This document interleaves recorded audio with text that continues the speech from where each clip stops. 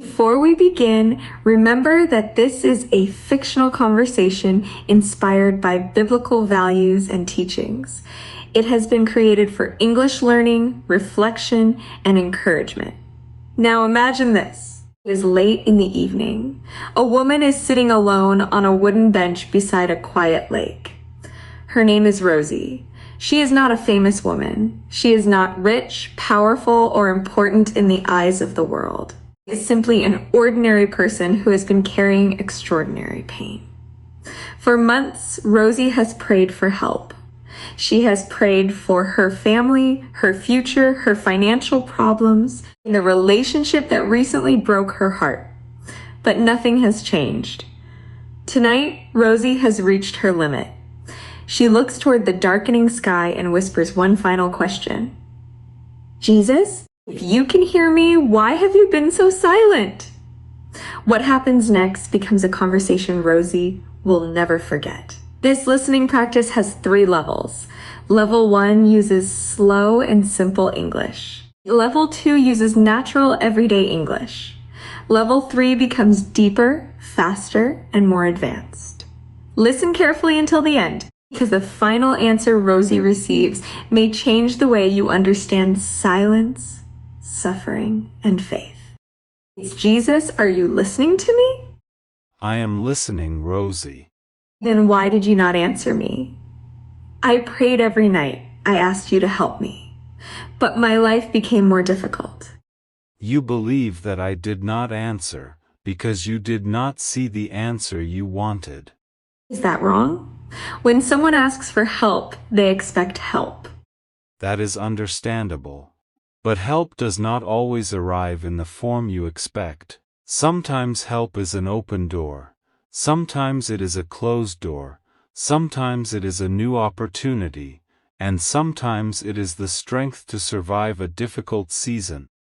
But I did not ask for strength. I asked you to remove the problem. I know. But if every problem disappeared immediately, you would never discover how much courage lives inside you. Do not feel courageous. I feel tired. Being tired does not mean you are weak. You are tired because you have been carrying too much for too long. Then why did you let me carry it alone? You were not alone. It felt like I was alone. Feelings are real, Rosie, but they do not always tell the complete truth. When you cried in your room, you thought no one saw you. I saw you. When you could not sleep, you thought no one understood you. I understood you. When you smiled in front of others, while your heart was hurting, you thought your pain was invisible. It was not invisible to me. Then why did you not stop the person I loved from leaving me? Because love cannot be forced. But I loved him. I know you did. I gave him everything. I gave him my time. I trusted him. I planned my future with him, and he still left. You believe his decision means you were not valuable. What else should I believe? If I were enough, he would have stayed. Someone's decision to leave does not determine your value. A person can walk away from something precious because they do not understand its worth. Then why does it hurt so much? Because you did not only lose a person, you lost the future you imagined with that person. You lost the conversations you expected to have. You lost the places you planned to visit. You lost the life you had already created inside your mind. That is why your heart is grieving. Will the pain ever end? Yes, but healing is not forgetting. Healing is remembering without being controlled by the memory. How do I heal? Start by being honest. Do not pretend that you are fine when you are not fine. Do not hate yourself for missing someone. Do not feel ashamed because your heart needs time. Speak honestly. Rest when you are tired.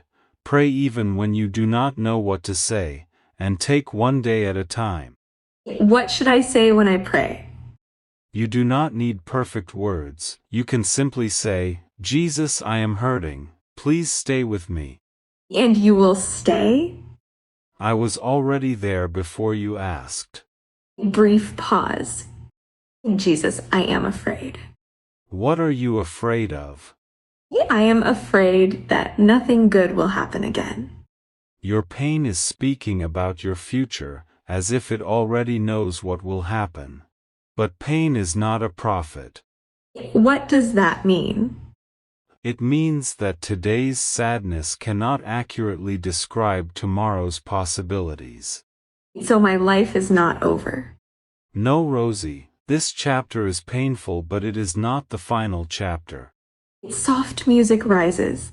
Before moving to level 2, answer these 3 questions. Why did Rosie believe Jesus had not answered her? What did Rosie lose besides the man she loved? And what simple prayer did Jesus tell Rosie she could say? Pause the video and think about your answers. Short pause. Rosie believed Jesus had not answered because she did not receive the answer she expected. She did not only lose a relationship, she also lost the future she had imagined. And the simple prayer was, Jesus, I am hurting. Please stay with me. Now let us continue. The language will become more natural and the conversation will move deeper. Make healing sound simple, but it does not feel simple when I wake up every morning with the same weight on my chest. Healing is simple in direction, but not always easy in practice. You already know the direction. You need to stop running from your pain and begin walking through it. What if walking through it breaks me? Avoiding pain does not prevent you from breaking. It only delays the moment when you finally face what has been hurting you. I've tried to distract myself. I work longer hours. I watch videos until I fall asleep. I keep checking my phone. Sometimes I even visit places where I think I might see him. And does any of that bring you peace? For a few minutes, then everything comes back. Because distraction can silence pain temporarily, but it cannot heal its source. And tell me how to stop thinking about him. You are still trying to control every thought. That is exhausting you. A memory may enter your mind without your permission, but you decide whether to build a home for it. I do not understand. When a memory comes, you can acknowledge it. You can say, yes, this mattered to me. Yes, it still hurts. But you do not have to follow the memory into every old conversation, every unanswered question, and every imaginary version of what could have happened. I keep thinking about what I should have done differently. Reflection can teach you, but constant self-blame will imprison you. There is a difference between learning from the past and living inside it. Maybe I really was the problem. You were not perfect. Neither was he. A relationship can end without one person being completely good and the other completely evil. Sometimes 2 wounded people try to love each other while still bleeding from experiences they never healed. So should I forgive him? Yes. Even if he never apologizes? Forgiveness is not a reward you give someone because they finally became sorry. Forgiveness is a decision to stop allowing their actions to control your inner life. If I forgive him, does that mean what he did was acceptable? No, forgiveness does not call wrongdoing good. It does not remove consequences. It does not require you to trust the same person again, and it does not mean you must reopen a door that wisdom told you to close. Then what does forgiveness actually do? It releases your heart from the job of seeking revenge. It allows you to move forward without carrying the offender everywhere you go. I want to forgive him, but part of me wants him to feel the same pain he caused me. That part of you believes his suffering will restore your peace. But another person's pain cannot repair your heart. So I should just let him live happily after destroying me? You are not responsible for writing his consequences. Your responsibility is to decide what kind of person you will become, because of what happened. What kind of person could I become? You could become bitter. You could punish every new person for what one person did. You could close your heart and call it wisdom. You could become emotionally distant, and tell yourself you are strong. Or you could become more discerning without becoming cruel. You could learn boundaries without losing compassion. You could become wiser, without losing your ability to love. Do not know whether I can trust anyone again. Trust should not be given blindly. But fear should not be allowed to reject everyone before they have done anything wrong. How will I know whom to trust? Do not only listen to promises. Watch patterns. Watch how people behave when they are disappointed. Watch how they speak about people who are not in the room. Watch whether their actions remain consistent when they are no longer trying to impress you.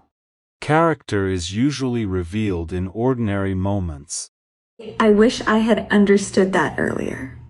You understand it now. Do not use new wisdom to attack your old self, the person you were made decisions with the understanding you had at that time. I am angry with myself for ignoring the warning signs. Then forgive yourself too. I thought forgiveness was only for other people. Many people speak kindly to strangers, while speaking cruelly to themselves. They offer grace to everyone except the person in the mirror. But what if I make the same mistakes again? Growth does not mean you will never make mistakes. It means you become quicker at recognizing them, humbler about admitting them, and wiser about correcting them. I feel as though everyone else is moving forward. My friends are getting married. Some are buying homes. Others are building successful careers. And I am sitting here trying to survive another day. You are comparing your private struggle to their public appearance. But their lives really are better than mine. You can see their milestones. You cannot see every fear, argument, debt, disappointment, or sleepless night behind those milestones. Comparison takes one visible part of another person's life and compares it with the most painful part of your own. That is not a fair comparison. I still feel behind. Behind whom? Everyone. There is no single schedule that every human life must follow. A flower that blooms in spring is not superior to one that blooms in summer. You are not late, simply because another person arrived somewhere before you. Then what should I focus on? Focus on the next faithful step, not the next 10 years, not every possible problem, just the next step. What is my next step? Go home, sleep properly, stop checking his social media, call the friend you have been avoiding, eat something nourishing, complete the work you have delayed, and tomorrow morning, take a walk without your phone. That does not sound very spiritual. You keep expecting spiritual answers to ignore your human needs. Your body, mind, and soul are connected. Sometimes the next faithful step is prayer, sometimes it is rest, sometimes it is asking for help, and sometimes it is finally doing the ordinary task you have been avoiding. I thought faith meant waiting for a miracle. Faith sometimes waits, but faith also moves. You cannot ask for a new life while holding tightly to every habit that keeps you inside the old one. Music shifts. Let us review several useful expressions from level 2. To carry emotional weight means to live with stress, sadness, or responsibility. To walk through pain means to face a difficult experience instead of avoiding it. To build a home for a memory means to keep thinking about that memory until it begins controlling your mind. To move forward means to continue with your life after a difficult event. And a warning sign is something that suggests a future problem. Now, answer these questions. What is the difference between reflection and self-blame? Does forgiveness mean trusting the same person again?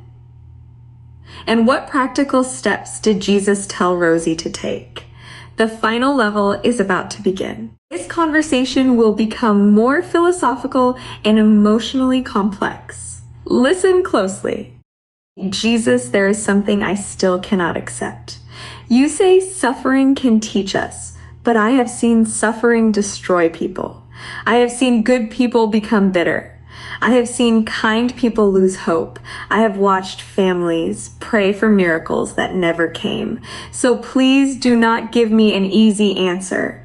Why does a loving God allow human beings to suffer? You are not asking one question, Rosie.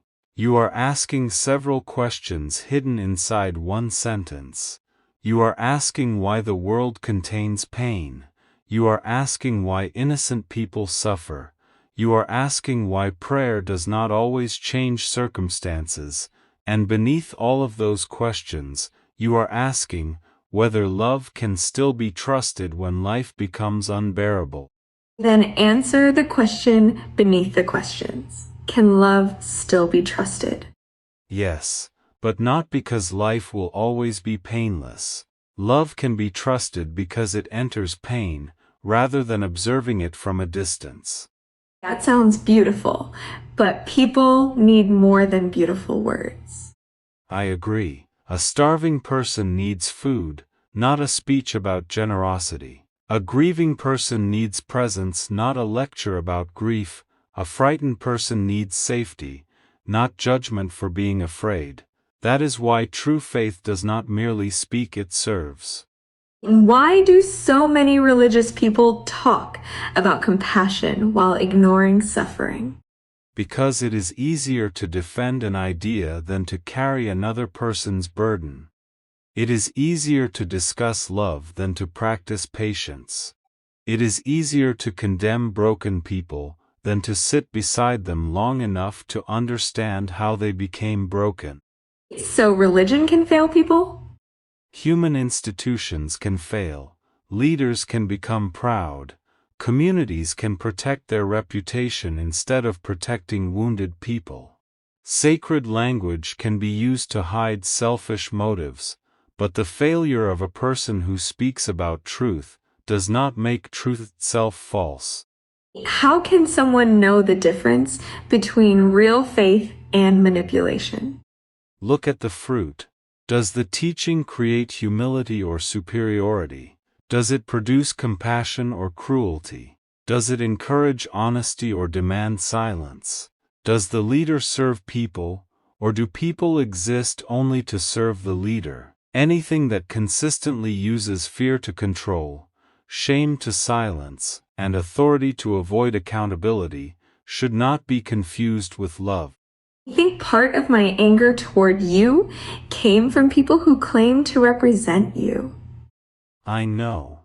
They told me that every bad thing happened because I did not have enough faith. They told me that if I prayed correctly, gave enough, believed strongly enough, and never doubted, my life would become successful. When that did not happen, I thought you had rejected me. Faith is not a commercial transaction. Prayer is not a payment that forces heaven to deliver the product you requested, and suffering is not automatic evidence that a person has been abandoned. Then what is prayer? Prayer is relationship. It is honesty without performance. It is bringing your fear, gratitude, anger, confusion, and hope into the presence of God. Sometimes prayer changes circumstances, sometimes it changes the person facing those circumstances, and sometimes it gives a community the courage to become the answer, someone else has been praying for. What do you mean by that? A hungry person may pray for food, another person may feel compassion and decide to share a meal. The meal did not fall from the sky, it arrived through human obedience. A lonely person may pray for comfort. A friend may feel prompted to make a phone call. The comfort arrives through presence. People often ask why God does not do something, while ignoring the good they themselves have been given the opportunity to do. So we are responsible too. You have always been responsible for what you do with the love, time, ability, and resources placed in your hands. You cannot solve every problem, but you should not use your inability to do everything as an excuse to do nothing. I have spent so much time asking when my life will improve that I have barely noticed anyone else. Pain naturally turns your attention inward. That is not always selfish. A wounded person must acknowledge the wound, but healing eventually expands your vision again. It allows you to see that other people are also carrying invisible battles. Is helping others part of healing? It can be, but do not use service as another form of escape. Some people keep rescuing everyone else because they are afraid to face themselves. Healthy service comes from love, not from a desperate need to feel necessary. You seem to understand every way people hide.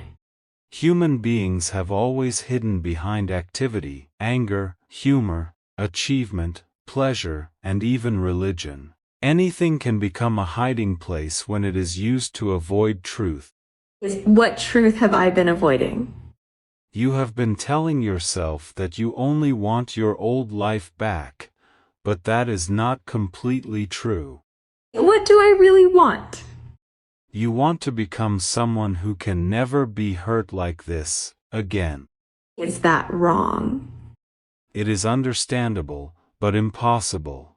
To love is to become vulnerable, to care is to risk grief, to trust is to accept that another person has the freedom to disappoint you. You can become wiser, you can build boundaries, you can recognize danger earlier, but if you attempt to eliminate every possibility of pain, you will also eliminate intimacy, courage, surprise, and joy.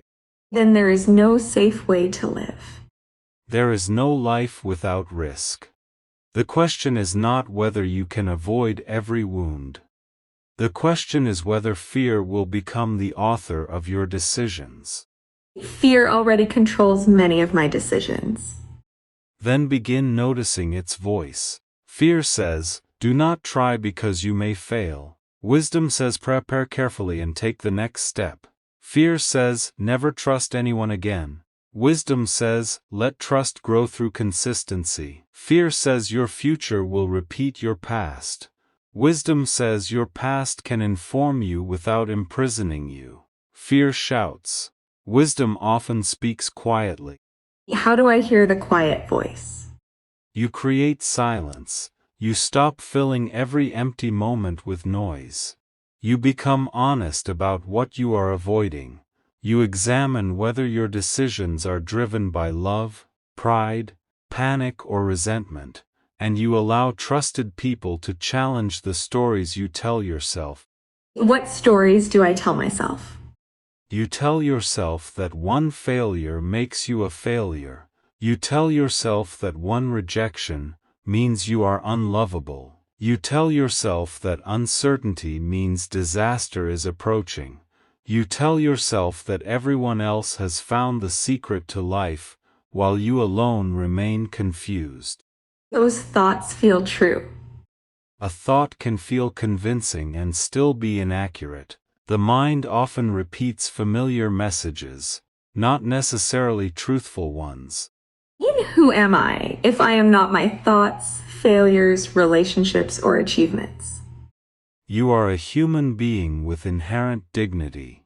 You are not a product whose value rises and falls according to public approval. You are not more worthy when people praise you, or less worthy when they misunderstand you. You are not the worst thing you have ever done. You are not the cruelest thing someone has ever said about you. And you are not the season you are currently surviving. I've spent my entire life trying to prove that I am worthy. And has proving yourself given you peace? No, every achievement only makes me afraid of losing what I achieved. Because identity built entirely on performance requires constant maintenance. You must continue winning, continue impressing, continue being useful, continue appearing strong. The moment you slow down, you fear that people will discover you are ordinary. But I am ordinary. There is no shame in being ordinary. Most love is expressed through ordinary actions: listening carefully, keeping a promise, preparing a meal, apologizing sincerely, working honestly, visiting someone who is lonely, showing patience when irritation would be easier. The world celebrates dramatic moments, but character is built through repeated ordinary choices. So I do not need to become famous or extraordinary to have a meaningful life. You need to become faithful with the life in front of you. A meaningful life is not measured only by how many people know your name. It is also measured by how people feel after being in your presence. Do they feel smaller, or do they feel seen? Do they feel controlled, or do they feel respected? Do your words create fear, or do they make honesty possible? Do not always make people feel safe. Sometimes I become angry when I feel ignored. I say things I regret. Then your next step is not self-hatred, it is responsibility. What is the difference? Self-hatred says, I am terrible and I can never change. Responsibility says, what I did caused harm, I must admit it, repair what I can, and learn a better way. Self-hatred keeps attention on yourself. Responsibility turns attention toward truth and restoration. What if the person I hurt does not forgive me? An apology does not purchase immediate reconciliation. You are responsible for becoming honest. They are free to decide what boundaries they need. Sometimes the evidence of change must be demonstrated over time. I wanted other people to forgive me quickly, but I have refused to forgive those who hurt me. Pain often creates double standards. You judge your own actions by your intentions, and other people's actions by their consequences. Maturity learns to consider both. Jesus, I think I understand something now. I kept asking you to return everything I lost. But maybe some things cannot return because I am not supposed to become the person I was before. Now, you are listening. Was that the answer to my prayer? It was part of the answer. What was the rest?